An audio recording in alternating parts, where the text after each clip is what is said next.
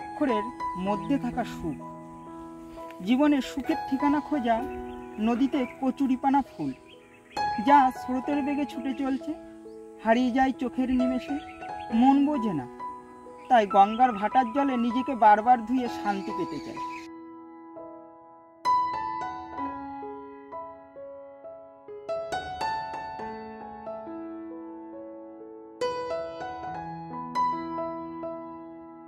তো আমরা সবাই মিলে রাখি পরালাম। তো তার আগে জানতাম না যে ওরকম লেখালেখি করে। তো বললো দিদি আপনাদের জন্য একটা কবিতা লিখেছি। তো শোনাও। এত সুন্দর ও লিখেছে, এত ফিলিংস। তো আমরা মানে সবাই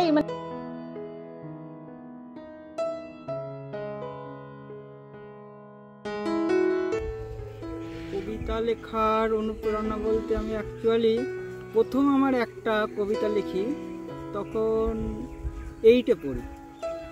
ওটা হচ্ছে কবিতার নাম ছিল দুঃখীর পুজো।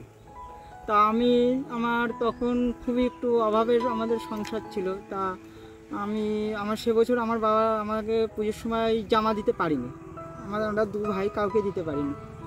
তখন চিন্তা ভাবনা করে সেই দুঃখীর পুজো আমার ওই কবিতা লেখা শুরু। তারপর আস্তে আস্তে ওই লিখি না, এই একটু অর্ধেক লিখি। এর পরবর্তীতে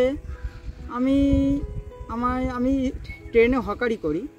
ওই হকারির সময় আমাকে আমার দিদিরা রাখি পড়ে। দিদিরা বলতে ট্রেনে যারা স্কুল ম্যাডাম, কলেজের ম্যাডাম, ব্যাংকে চাকরি করে, হেলথে চাকরি করে, এই ধরনের বেশ কিছু ম্যাডাম থাকে। তাদের সঙ্গে আমার একটা সম্পর্ক তৈরি হয় এই হকারি সূত্রে। তাই সেই সূত্রে ওনারা আমাকে রাখি পরায়। অন্য আরও হকার ছিল, কিন্তু তাদের মধ্যে থেকে আমাকে একটু রাখি পরালো, আমারও ভালো লাগলো।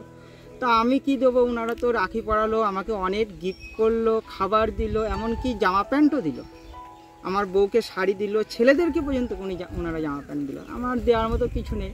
তা আনন্দ অশ্রু বলে একটা কবিতা আমি ওনাদের জন্য লিখেছিলাম। সেই সূত্রে ওনারা তখন জানতে পারলো যে শ্যামল তুমি কবিতা লেখো, আগে তো কোনো দিন বলোনি। আমি হ্যাঁ ওই পারি না দিদি, কিন্তু একটু চেষ্টা করি। তখন থেকে আরও আমার কাছে ওনারা যেহেতু বললো যে না তোমার এগুলো খুব সুন্দর হয়েছে, আমি একটু সাহস পেলাম যে না তাহলে তো ভালো লাগছে বলছে, একটু অর্ধেক লিখি। এই একটু অর্ধেক লিখতে লিখতে ওনাদের মাঝে মাঝে পড়াতাম, বলতাম আমি যে দিদি এটা লিখেছি। তো ওনারা শুনে আরও আমাকে উৎসাহিত করলো। পদর থেকে আমার রেল স্টেশন হচ্ছে 4 কিলোমিটার, 6 কিলোমিটার, ভুল বললাম, 6 কিলোমিটার। আমি ভ্যানে যাচ্ছি, হঠাৎ করে একটা ছন্দ মনে পড়লো। কাগজ পেন আমার সবসময় থাকে কাছে, দেখাতে এখন পাচ্ছি না, দেখাতে পারলে ভালো হতো। তো ছন্দটা মনে পড়লো, ছন্দটা টুকে রেখে দিলাম। হ্যাঁ, শ্যামলকে আমরা অনেক দিন ধরেই চিনি। ও ট্রেনে এখন শাড়ি বিক্রি করে, আগেও ফল ঠল এসব বিক্রি করতো।